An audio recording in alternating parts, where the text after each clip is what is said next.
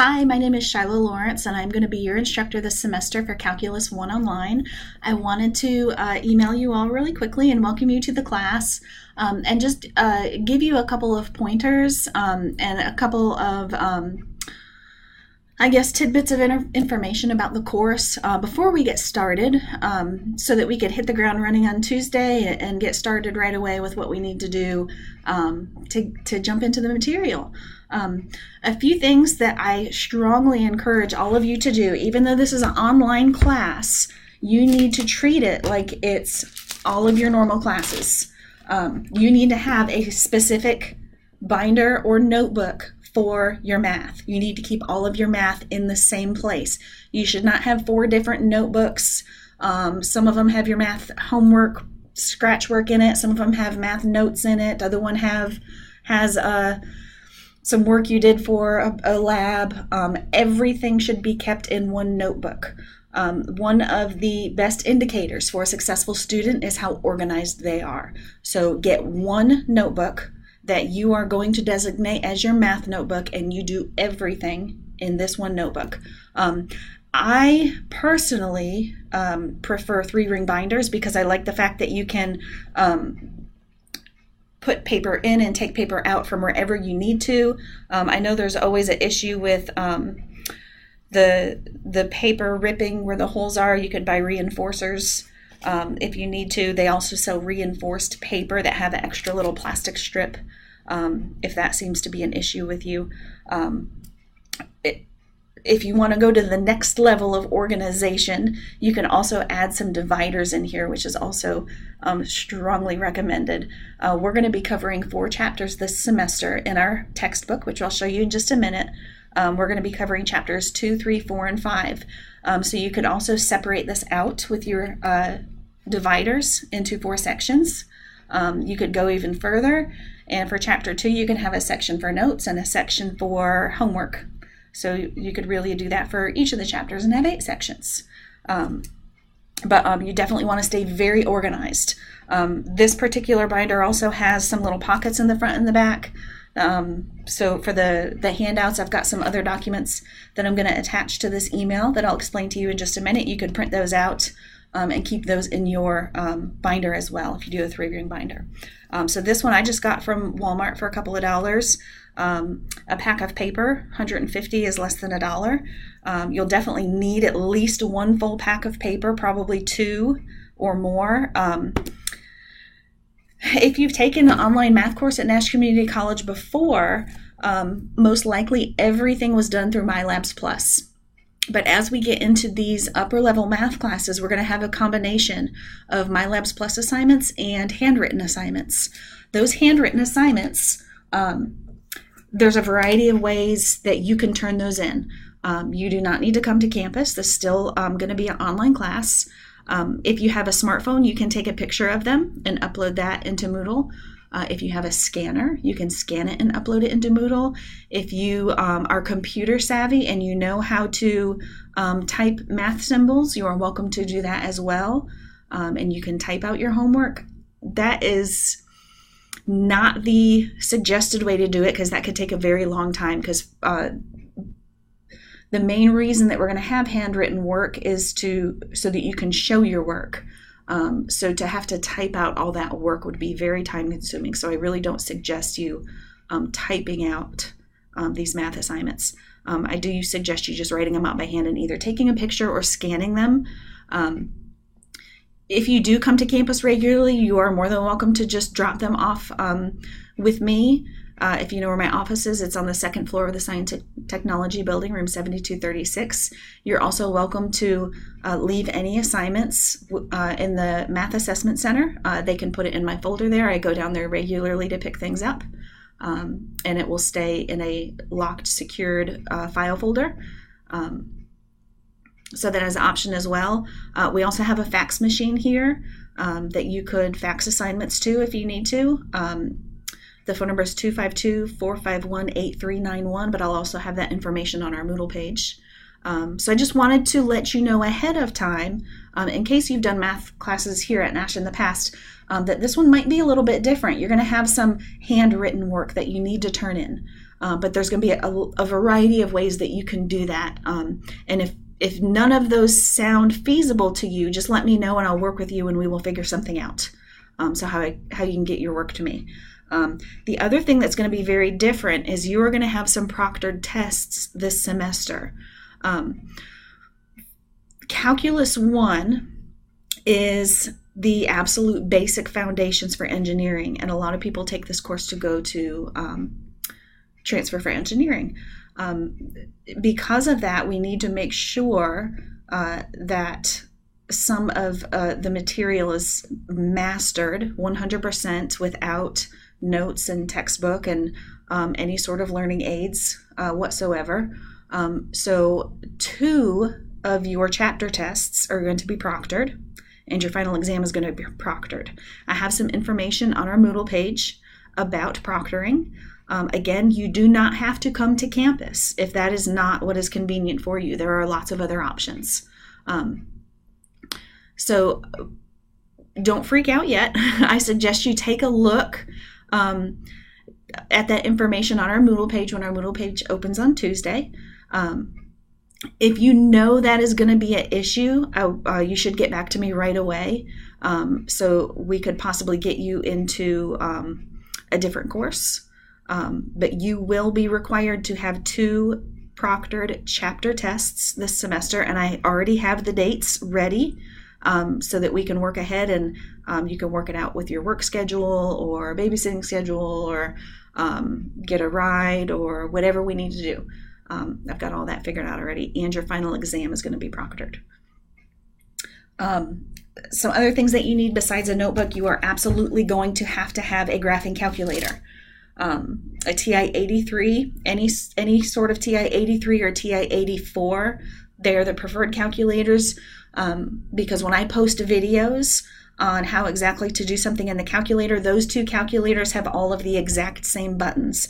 So the buttons that I am pushing, if you have a TI-83 or a TI-84, will be the exact same buttons on your calculator.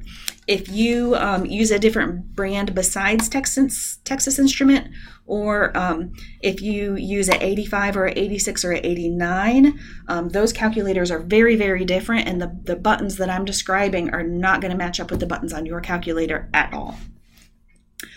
Something else I strongly suggest, and even though this is not something that I can check with an online class, if this is not something that you're in the habit of doing, is you should always be doing your math work in pencil. Very often I see people that do math in pen or marker or colored pencil. They have to do a lot of scribbling out, and it makes your paper very messy and very disorganized and very hard to follow. So if we make mistakes, or if there are things that we tried that didn't end up working, we don't want them on our paper. We want our paper to end up perfect at the end with all of the correct mathematics on it. So you should always be doing your math work in pencil. I like mechanical pencils just because they're always sharp. I don't have to worry about finding a pencil sharpener. That's just a personal preference. So make sure you have lots of pencils, lots of erasers as well, because you will make lots of mistakes. That is expected, and that's how you learn, is you make mistakes, and then you figure out what the mistake was, and you go back and you fix it. Our calculus textbook looks like this. New this semester, the book covers Calculus 1, 2, and 3. In the past, it did not have all 14 chapters in it. So if you buy this book, you will be covered for Calculus 1, Calculus 2, and Calculus 3 here at Nash Community College. So next semester, if you sign up for Calculus 2, you will not need to buy any new materials. And then either this summer or next fall, if you sign up for Calculus 3, you will not need any new materials. Now, if you buy this book from the bookstore, it will come bundled with a MyLabs Plus access code, and that access code is vital to at least half of your homework grade, if not more. That access code is textbook specific, and it is specific to Nash Community College. So you can't buy that access code off of Amazon. You can't get your friend's access code that they got with their statistics book. It has to be specifically from and for Nash Community College for the calculus class. Otherwise, it's not going to work. So if you have a textbook and you borrowed it from a friend or you got it off of Amazon, you're going to have to buy your access code separately. You can go to the bookstore and buy the access code separately. Just ask them for an access code for Calculus 1, Math 271. There's also an option to purchase access directly through the MyLabs Plus website if you're going to be using a debit card, a credit card, or a PayPal account. One of the attachments I have to this email is an instruction sheet for MyLabs Plus. And I will make sure that there are some instructions on there about purchasing your code directly from MyLabs Plus in case anybody needs that option. But you will definitely need a MyLabs Plus access code that is linked to our calculus textbook and our school. On Tuesday morning at 8 a.m., our Moodle course will open and you will have access to an enrollment verification activity, which is the very first thing you need to complete. It's a very quick, less than a minute, 4 multiple choice question, just general assignment that signifies your first day of attendance in the course. Once you complete that activity, you will have access to an online orientation course, which is also required. That online orientation takes about 45 minutes. You only have to do that once. So if you're in multiple online courses, you only need to do the online orientation once. At the end of the orientation, you will earn a completion certificate. And you can take that one completion certificate and you can upload it to all of your online courses for the fall and all of your online courses for the spring as well. That online orientation is good for one full academic year. What I suggest you do is you save that certificate in your Google Drive. If you don't know how to do that or if you need some help with that, I would be happy to help you. If you save it in your Google Drive, then it's always linked to your student email account and you won't be able to lose it. And then in the spring, you won't have to go through that 45-minute orientation over again. Once you upload your certificate for your online orientation, you will then have access to the first 6 weeks of material for this course. We're starting in Chapter 2 for this class. Chapter 1 is just a review of pre-calculus, which we are not going to do. We are starting in Chapter 2, which is limits, and then we will proceed from there. We are going to have assignments due on Tuesdays and Fridays every night by midnight. There may be assignments that are posted only in Moodle. That you complete in Moodle. There may be assignments that are in MyLabs Plus that you complete in MyLabs Plus. Some of them are going to be for a grade, like homework in MyLabs Plus or a discussion board in Moodle, and some of them may not be for a grade. I might have on there read section 2.2. But always everything that you need to do for the entire week is going to be posted in Moodle. So you need to check Moodle regularly. I will not change around what the assignments are once I have them posted, so you don't have to worry about things being added, things being taken away. Once you have access to a week, that week is complete and you can feel confident knowing that it's not going to change. So week 1 through 6 will be available, and nothing on there is going to change, so you can go ahead and get started. It will direct you to where you need to go. It'll say read sections in your textbook, do homework in MyLabs Plus, and then it might say complete the discussion board and then have a link for the discussion board. So Moodle will always have every single thing that you need to do for the week, but some of those things might direct you somewhere else to complete them. So make sure you're always coming back to Moodle every single week to see what there is to do that week.